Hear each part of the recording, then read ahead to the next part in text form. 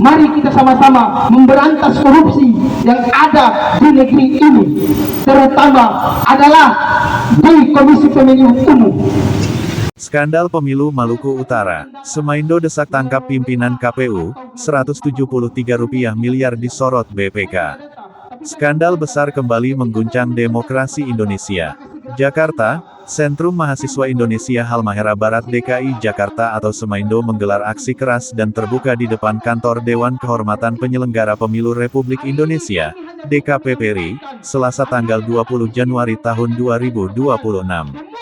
Dalam aksi tersebut, Semaindo resmi melaporkan jajaran pimpinan KPU Maluku Utara atas dugaan pelanggaran kode etik berat yang berpotensi pidana. 3 nama besar diseret ke meja etik dan hukum. Mohtar Alting, Ketua KPU Provinsi Maluku Utara. Tabrits S. Talib, Ketua KPU Halmahera Selatan. Randi Ridwan, Ketua KPU Kota Tidore Kepulauan. Semaindo tidak datang dengan opini, tetapi membawa temuan resmi Badan Pemeriksa Keuangan Republik Indonesia. BPK mengungkap pengelolaan anggaran pemilu bermasalah senilai 9,8 miliar rupiah, serta dana negara yang mengendap secara tidak wajar hingga 173,8 miliar rupiah.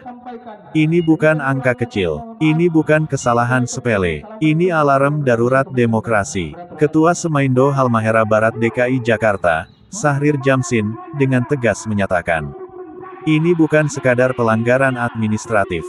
Ini indikasi kuat pelanggaran etik berat dan potensi kejahatan anggaran. DKPP wajib memanggil dan menyidang. Aparat penegak hukum wajib bertindak. Semaindo membeberkan temuan krusial BPK, di antaranya, belanja tanpa bukti sah lebih dari 1,1 miliar rupiah. Pertanggungjawaban belanja tidak sesuai aturan hampir 8,8 miliar rupiah. Pengadaan jasa kantor akuntan publik yang diduga melanggar ketentuan hukum. Lebih mencengangkan lagi, sepanjang tahun 2023 hingga semester I 2024, anggaran pemilu tidak terserap hingga 173,81 miliar rupiah. Ironis, uang rakyat mengendap, demokrasi dipertaruhkan. Bahkan pada tahun 2024, belanja modal tercatat 0 rupiah. Padahal belanja modal adalah kunci memperkuat kualitas dan integritas pemilu. Semaindo menilai, kondisi ini mencerminkan buruknya perencanaan, lemahnya pengawasan internal, gagalnya tanggung jawab etik pimpinan KPU. Dalam laporan resminya ke DKPP, Semaindo menuntut keras.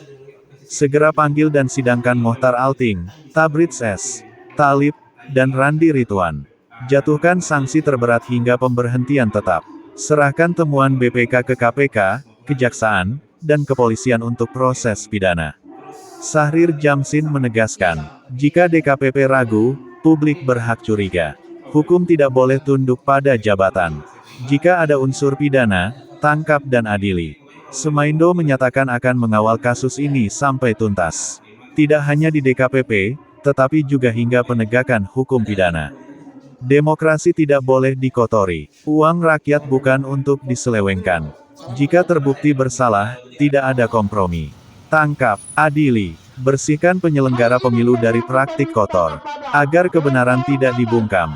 Penyelenggara pemilu Republik Indonesia untuk menjaga marwah KPU sehingga pemilu yang akan datang itu bersih daripada tindakan dugaan korupsi itu sendiri.